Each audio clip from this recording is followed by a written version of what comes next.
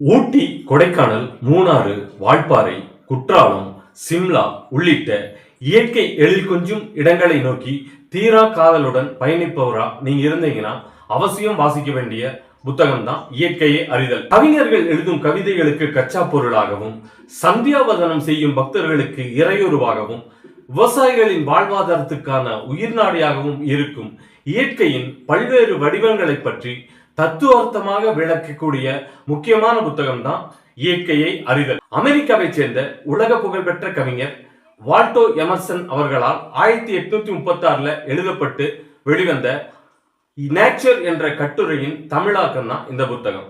தமிழ்ல எழுத்தாளர் ஜெயமோகன் அவர்கள் மொழிபெயர்த்திருக்காரு. அடர்த்தியான அற்புதமான மொழிபெயர்ப்பு. இயற்கைக்கும் மனிதனுக்கும் இருக்கக்கூடிய ஆழமான உறவை பற்றி தத்துவார்த்தமாக விளக்கக்கூடிய முக்கியமான ஒரு புத்தகம் தான் இயற்கையை அறிதல்.